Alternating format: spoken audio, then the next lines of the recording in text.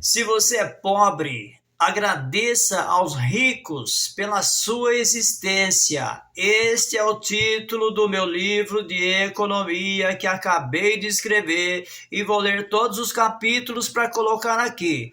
Você discorda? Fazer o quê? Vamos lá, capítulo 1. O mundo antes do capital. Para compreender a magnitude do impacto do capital na história humana, o leitor precisa fazer um exercício de desconstrução mental. É necessário olhar para o mundo moderno, com seus supermercados abastecidos, hospitais tecnológicos, transportes rápidos e energia elétrica, e esquecer que tudo isso existe. Precisamos voltar no tempo para os séculos que antecederam a Revolução Industrial e o amadurecimento do livre mercado e encarar a realidade nua, crua, aterrorizante, como era a vida humana antes do nascimento e da consolidação do capital, por volta de 1700, por aí, daí para menos. O mundo antes do capital era um cenário de estagnação perpétua e miséria generalizada. A esmagadora maioria da população global, cerca de 90 a 95% das pessoas, viviam no ambiente rural, presa à terra por laços feudais ou por uma agricultura de subsistência primitiva. A vida era uma batalha diária, brutal e dolorosa contra a fome. Como não existiam ferreiras modernas, adubos químicos, sistemas de irrigação mecânica ou tratores, a produtividade do trabalho humano era pífia. O homem dependia exclusivamente da força de seu próprio braço, do lombo de animais exaustos e dos humores imprevisíveis do clima. Se uma frente fria se prolongasse por 2 semanas além do esperado, ou se uma praga de insetos atacasse um feudo, a consequência direta em matemática não era o aumento do preço no mercado, era a morte de vilas inteiras por inanição. Morria todo mundo. Compreende? A expectativa de vida nesse período raramente ultrapassava os 30 ou 35 anos de idade. A mortalidade infantil era devastadora. Quase metade das crianças morriam antes de completar os 5 anos. Ceifada por infecções alimentares, falta de higiene e desnutrição crônica. As casas dos camponeses eram cabanas escuras de madeira e palha, com o chão de terra batida, onde famílias inteiras dormiam amontoadas junto com seus poucos animais domésticos para se aquecerem durante o inverno rigoroso da Europa. Não havia o conceito de poupança ou investimento para o homem comum. Tudo o que se produzia ao longo de meses de suor debaixo do sol era consumido imediatamente para garantir a sobrevivência biológica no dia seguinte. E o pequeno excedente que sobrava era confiscado pela fúria tributária de reis, duques e senhores feudais para financiar guerras inúteis ou luxo de suas cortes.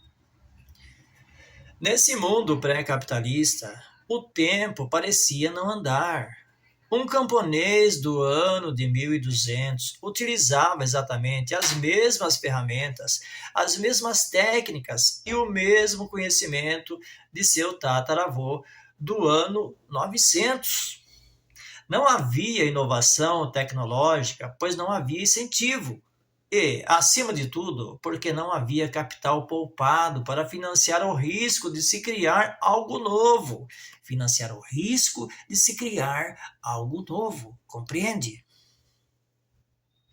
Se um indivíduo tentasse inventar um método diferente ou uma máquina mais eficiente, ele morreria de fome no processo, pois não tinha recursos acumulados para se sustentar enquanto desenvolvia a sua ideia. A humanidade estava presa a uma armadilha de pobreza perene, onde a riqueza não era criada, mas apenas transferida pela força das armas. Para um rei ficar mais rico, ele precisava invadir a terra do rei vizinho e saquear os seus bens. Entendeu? Complicado, né? A grande revolução civilizacional começou a acontecer quando os indivíduos passaram a poupar, a acumular moedas e bens duráveis, e a direcionar esses recursos não para o consumo luxuoso, mas para a produção. O nascimento do capital quebrou as correntes do feudalismo e transformou a própria estrutura da propriedade do trabalho, a começar pelo campo, através do mecanismo do arrendamento da terra. Antes do capital, as terras pertenciam hereditariamente à nobreza e eram trabalhadas por servos que não podiam sair da propriedade e que entregavam a maior parte da colheita ao senhor. Com a circulação de capital, o sistema mudou drasticamente. Indivíduos dinâmicos e empreendedores passaram a utilizar o capital acumulado para arrematar e arrendar grandes extensões de terras dos nobres empobrecidos. O arrendamento transformou a terra em um ativo econômico dinâmico. O arrendatário não era mais um servo submisso, mas um gestor que pagava um valor fixo pelo uso do solo e tinha todo o incentivo do mundo para fazer aquela terra produzir o máximo possível, pois o lucro excedente pertenceria inteiramente a ele. No entanto, para fazer uma grande extensão de terra arrendada a produzir em escala, o tempo tornava-se o maior inimigo do agricultor. Entre o dia em que o solo é arado e as sementes são lançadas, e o dia em que a colheita é finalmente realizada e vendida no mercado, passam-se meses de espera e incertezas. Como manter a engrenagem funcionando durante esse longo intervalo? É aqui que a importância do capital se revela de forma magistral. O capital acumulado, muitas vezes emprestado de comerciantes e banqueiros primitivos que começavam a surgir nas cidades, era o combustível que financiava todo o ciclo produtivo antes mesmo que o primeiro grão de trigo fosse colhido. Era com esse capital de giro que o arrendatário conseguia pagar os salários dos funcionários contratados semana após semana. O trabalhador livre não precisava mais esperar meses e correr o risco de a safra falhar para ver o fruto do seu esforço.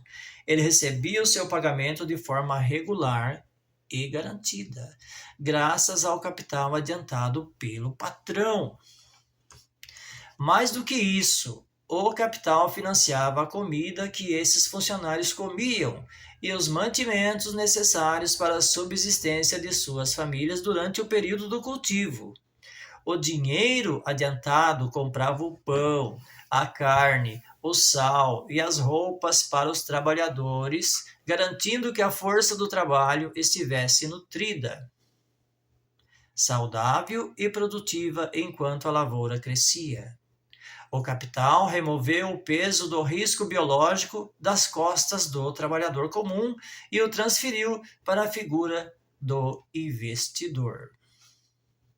Além de financiar as pessoas e o tempo de espera, a acumulação de capital foi a única força capaz de moldar as infraestruturas físicas, transformando o estamento e as primeiras instalações produtivas que deram origem à civilização moderna. Antes do capital, as instalações agrárias eram galpões rudimentares de madeira podre onde grãos mofavam e se perdiam pela ação de ratos e da umidade. Com o aporte de recursos, o cenário mudou. O capital permitiu a construção de grandes estruturas de alvenaria e pedra, moinhos hidráulicos complexos para moer o trigo em escala industrial, canais de irrigação planejados que desviavam o curso dos rios para alimentar vales áridos, armazéns fortificados e secos que preservavam os alimentos por anos contra as intempéries, estábulos limpos e organizados para a criação e reprodução de animais de tração e estradas pavimentadas que interligavam as fazendas aos mercados das vilas. Essas instalações formaram uma nova fase física de desenvolvimento. O capital transformou o ambiente de trabalho e criou estamentos, corporações e divisões organizadas de funções técnicas, onde cada indivíduo se especializava naquilo que fazia melhor. Havia o gestor do capital, o engenheiro de canais, o técnico do moinho e o trabalhador de campo. A eficiência explodiu. A produção de alimentos, que antes mal dava para alimentar quem plantava, passou a gerar excedentes monumentais. Pela primeira vez na história da humanidade, as cidades puderam crescer e abrigar artesãos, filósofos, cientistas e operários, porque o campo, agora capitalizado e estruturado, conseguia alimentar milhões de bocas que não estavam diretamente ligadas à enxada. O mundo antes do capital era o império da estagnação da fome e da impotência humana perante as forças da natureza. Ao permitir o arrendamento da terra, antecipar o sustento e os salários dos trabalhadores e erguer as instalações físicas que multiplicaram a produtividade, o capital não apenas alterou a economia, ele fundou a civilização moderna e salvou a nossa espécie da extinção pela miséria. Chegamos ao final de parte do capítulo 1, porque este vídeo está ficando muito longo. Tem mais coisas do capítulo 1 que vou voltar aqui e gravar um outro vídeo dado com o capítulo 1. É a extensão disso daqui. Se você gostou, deixe pelo menos o seu like, compartilhe, comente, concordando ou discordando, deixe seu comentário aí, ok?